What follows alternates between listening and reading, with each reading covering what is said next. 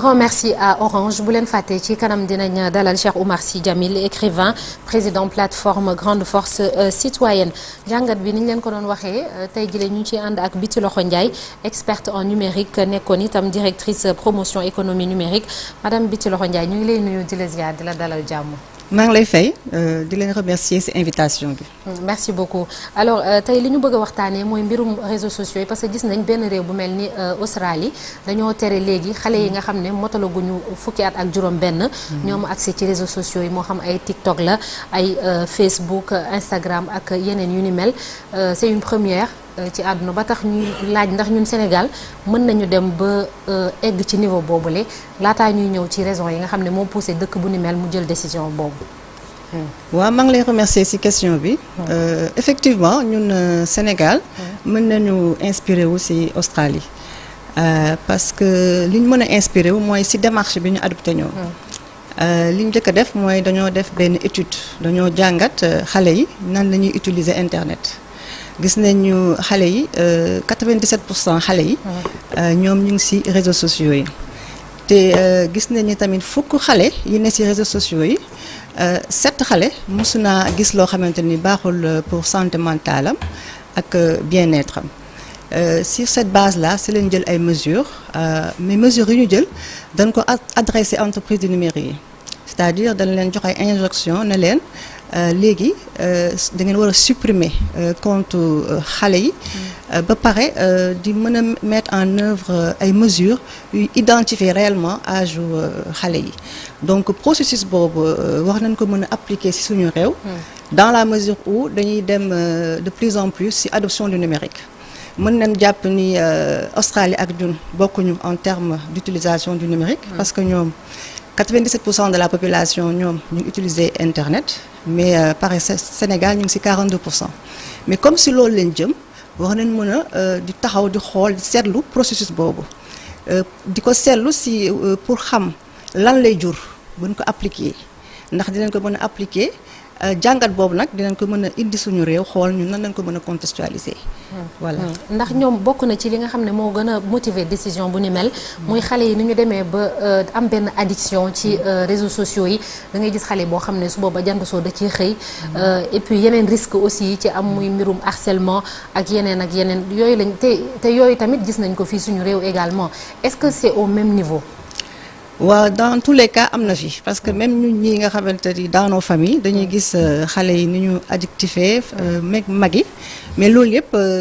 il faut ñu dem sur ay mécanismes yu koy observer par exemple war na mën a créer un observatoire boo xamante ni day jàngat à tout moment nan la xale yi di utiliser internet am ci ay chiffres ba xam ban niveau la toll ak yan matuwaay lañ ci mën am mais dans tous les cas problématique yooyu mi ngi fii suñu dëkk te war nañ ci jël ay mesures mais il est clair que aussi fi ñu toll nii Sénégal am na ay jéego yu mu teg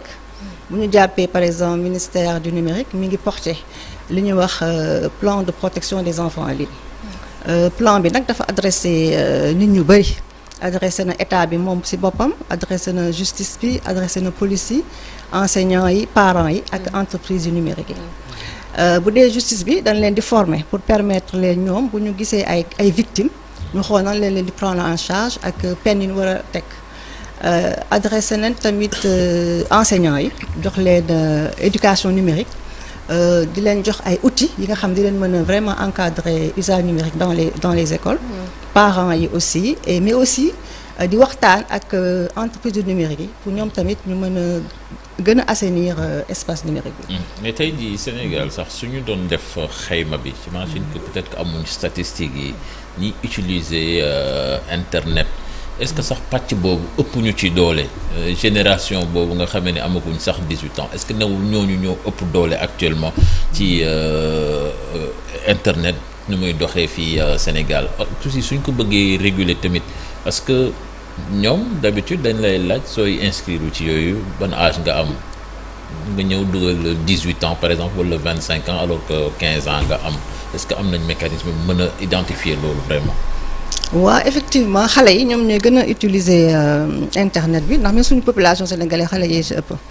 mais loolu aussi enjeu la nan leen mën a fexe ba xam âge xale yi même au niveau de l'Australie débat la foofu donc ñoom ñi ngi wax dañuy utiliser carte d'identité wala reconnaissance faciale aussi. voilà IA donc vraiment problématique la mais li ci ëpp solo mooy am na ku njëkk a def une mesure mooy l'Australie. Entreprise numérique ñoom neen dinañ ko appliquer maintenant à nous d'observer xool lan lay jur. si loolu nag ñu mun si xool. am na ni mooy est-ce que ñun xam nga Australie mi réew bu mag la ci wàllu doole.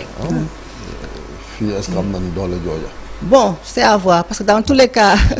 état am na pouvoir quand donc l'état bu bëggee dara mën na ko am. et l'état aussi tout le temps mi ngi waxtaan ak opérateurs yi te communauté numérique bi dañoo am ay règles te ñoom dañ fii ñëw di waxtaan ak Sénégal tout le temps li ñu mën a def mooy toog di waxtaan ak ñoom ba ñoom seen les règles de leur communauté ñu fexe dañ ko adapté ak suñu règles yi te loolu c'est possible par exemple des fois da nga dugg ci internet def signalement ñu ne la lii c'est pas contraire à nos normes ça peut être mën na nekk contraire aux normes sénégalaises loolu mën leen wax di suñu espace bëgg nañ seen normes yi ngeen changer ko donc pour man bu ñu waxtaanee ak ñoom te ñoom ils sont toujours réceptifs dinañ mën a arriver peut-être à faire en sorte que espace bi numérisé sécurisé. balaa état sax mais la responsabilité parentale d'abord. je pense que foofu la ñu war a gën a combattre phénomène bi parce que ñu ci bari xamuñu seen ay doom lan la ñuy def ci portable bi lan la ñuy yan site la ñuy dugg ak yan lañ dul dugg alors que outil de travail la. pour ñoom ñi nga xam dañuy jàng mën nañ ko utiliser mais est-ce que contrôle bi ci war ñun parents yi am nañu ko ci suñu ay doom ba war a xam lan la ñu war a seetaan lañ la ñu war a seetaan fan la ñu war a dugg ak fan la ñu warul dugg. waaw c'est vrai que à défaut ñu am benn étude pour wax exactement fan la niveau de contrôle parental bi di nekk mais mën leen njott ni loolu des na. des na xale yi ñoo gën a muus sax mag. voilà te des fois même xale yi mën leen soustraire ci contrôle parental bi def plein de choses mais dans tous les cas il faut ñu accentuer sensibilisation bi communication bi ak éducation numérique permettre ba parents yi même bu ñu bëggee bu ñu xamul duñ mën a contrôler seen doom duñ mën a surveiller donc c'est là où plan yi ñu def ci au niveau de l'État ak secteur privé bi am solo di mën a outiller parents yi di leen wan les outils de contrôle parental les outils de filtre ñu di ko mën a mettre en œuvre xale yi tamit ñu leen di ñaax di leen soññ di leen wax la leen war a def ak lu warul def ba pare aussi vraiment que tous les acteurs dans une grande collaboration ñu liggéey pour protéger les enfants et je pense que bu ñu demee sur des actions concertées ak tous les acteurs dinañ mën a assurer en tout cas pas totalement mais dinañ ci am lu ci def alors pays développés yi ko yu ci mel ay Australie yooyu dafa mel ni ñoom jiitu nañu sax ci ni ñuy réguler réseaux sociaux yi et tout parce que ñoom am na lu ñu def avant te ñu xañ ne eggaguñu fa dem nañu ci décision bu mujj bi bay contraindre ces géants là bu ñu demee ba respecté wuñ ko sax ñu teg leen ay amende yu 10 je vois jusqu'à 28 millions d'euros muy xaalis bu takku est-ce que ñun réew yi nga xam ne dañoo pauvre est-ce que dinañ mën a am doole pour faire face à ces géants là dem di leen contraindre bu ñu demoon ba egsi ci lu mel nii. bon man sama conviction personnelle comme je l'ai dit tout à l'heure quand l'État veut il peut man loolu sama conviction la te expérience bi ma am ak opérateurs yi secteur privé bi nekkuñu ay nit yu fermé même dans leur politique politique de protection des enfants da ci nekk te même ñoom toujours ñuy anticiper di ñëw ci gouvernement bi di waxtaan ak ñoom ci question yooyu donc vraiment bu amee une coopération war nañ mën a arriver à trouver en tout cas des solutions un meilleur encadrement des enfants dans les réseaux sociaux man conviction personnelle boobu laa wax 16 ans bi c'est un bon choix. Oui, je trouve parce que c'est déjà 13 ans, c'est souvent interdit sur Facebook. Mais je pense que 16 ans, peut-être 15 ans, je pense que c'est un bon choix à mon avis, oui. ñoom am nañu statistique est-ce que fii Sénégal moom am nañ xool utilisation dayo gi mu am ci tranche d'âge bi fii ci réew mi. Bon, je sais que parfois il arrive que ñu am quelques données, mais à mon avis, je pense que dañu war a am ay peut-être une étude nationale. Étude nationale boo xam peut-être une agence nationale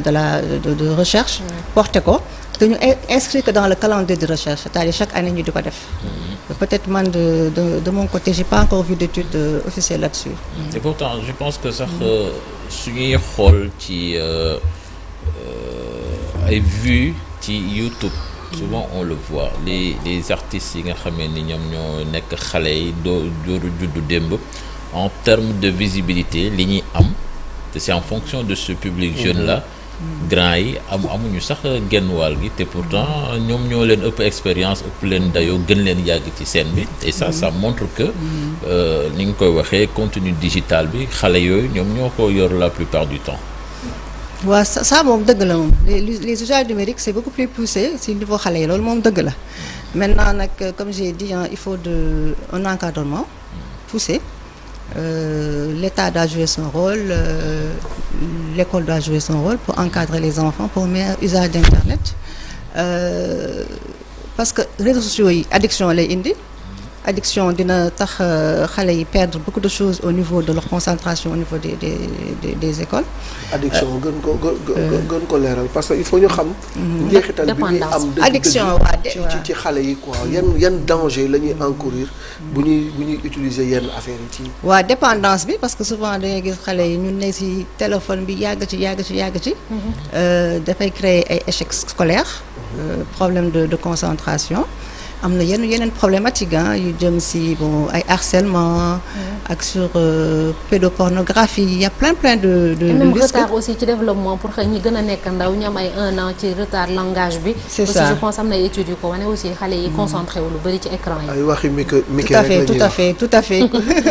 en tout cas à Sénégal moom je pense la question d'addiction mi ngi fi dépendance beeg yooyu. boo duggee ci kër yi kenn waxatul ak kenn ku nekk yaa ngi sa téléphone. même les grandes xale yi dañuy personnes sangu sax ci mbaaj yi yor téléphone. c'est ça mais en fait je pense que la surveillance parentale elle est essentielle elle est fondamentale et parce que le circuit de l'enfant c'est la maison l'école la rue donc bu parent bi defee rôle am bu ñu demee école def seen rôle peut-être risque dina amoindrir je pense que ça c'est vraiment important maintenant au niveau de l'Australie ñoom ils ont beaucoup plus responsabilisé les entreprises du numérique mais au Sénégal en attendant d'en arriver là ñu gën a renforcer sensibilisation bi communication bi éducation numérique auprès des parents auprès du milieu éducatif et des enfants pour vraiment amoindrir les problématiques.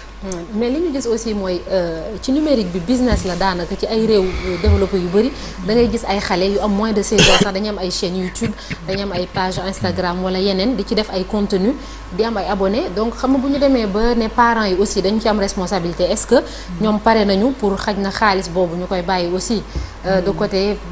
maanaam privé seen doom yi ci réseaux sociaux yi ça aussi c'est un problème. Bon, quand on parle d'encadrement, comme j'ai dit, peut-être nous dinañ xool Australie, pas pour peut-être interdire. On va parler d'encadrement, d'accompagnement, pour que xale yi ñu gën a utiliser Internet et effectivement il y a un business derrière, un très grand business. Oui. Et business boobu waruñu ci soustraire les jeunes adultes. Mais je pense que s'il y a une bonne éducation numérique, aussi bien des parents et que des utilisateurs eux-mêmes, je pense que tout le monde en tirera un bénéfice. Donc vous pensez que l'interdiction totale du solution wala? Tout dépend de la problématique. bi xew ak contexte dëkk bi. Parce que usage yi bokkul. Australie peut-être il y a des problématiques on parle même de personnes qui se suicident. Oui, harcèlement. Oui, c'est parfois ça peut aller à un niveau où qui pourrait pousser et peut-être avec des pressions sociales amener à ce que les pouvoirs publics restreignent. Mais tout dépend de notre contexte ñun suñu contexte différent na déjà en termes d'adoption du numérique on n'est pas à leur niveau. C'est vrai. Certaines problématiques peut-être on n'a pas les mêmes usages donc ñun je pense pour l'instant vision politique bi mooy encadrer accompagner sensibiliser je pense que mën na nekk ci domaine boobu le temps d'en arriver là peut-être. Ouais, parce que encadrement boobu je pense que moo war a interdiction bi day jafe parce que tey jii da ngay toog sa doom ñëw fekk la ni la papa dama am enquête à l'école alma sa téléphone ma dugg Gemini wala chat GPT ay xale yu ndaw léegi foofu la ñuy dugg sax pour résoudre seen yenn problème yi est-ce que tamit sax jaaduwul tey jii mu am ay programmes scolaires exclusifs yoo xamee ni dañ leen di jàngal comment utiliser les réseaux sociaux ak moytu vraiment kii jafe yi yenn pièges yi nga xamee ni moo ci nekk. Bon, ministère de l'éducation am na programme mu ngi koy wax TICE nu ñuy intégrer les TIC les technologies de l'information et communication dans l'éducation donc foofu sax d'ailleurs il y a beaucoup de projets yi nga xam ne mi ngi foofu en termes de contenu pédagogique yi nga xam ne ñu ngi koy distiller au niveau des écoles il y a des programmes portés par le ministère de l'éducation sur ces questions. léegi bu dee yow affaire genre aussi yitteel na la ci jànq ji ñoom nu mu demee seen cas parce que ñoom it soxla nañ protection parce que yaa ngi waxu ko harcèlement ak yeneen i mbir. gis nga li journaux yi bind tey ak cybersécurité ak ñaawteef yi nga xamante ne en tout cas ñu ci tollu toujours. ci internet bi. waaw effectivement ni xale yi exposé noonu la femmes yi gën a exposé les jeunes filles parce que les femmes souvent sont perçues comme des objets sexuels sur internet. loolu yëpp aussi c'est des questions qui doivent être prises en charge dans les politiques genre. Même au niveau du ministère en charge du numérique ces questions sont prises en compte. Au niveau du ministère de la famille aussi ñu ngi def ay sessions de sensibilisation vraiment di promouvoir en tout cas la sécurité des femmes en ligne waaw. D'accord merci beaucoup merci madame Bittu Dokho Ndiaye jërëjëf ñu ngi lay sant ma fàttali ni vous êtes experte en numérique ancienne directrice de la protection de la promotion plutôt de l'économie numérique merci beaucoup ñu ngi lay sant bu baax. Je vous remercie. Bonne journée à vous. Merci à vous aussi. ñëw jàll ci ponk bu mujj muy suñu gan ñu dalal ko.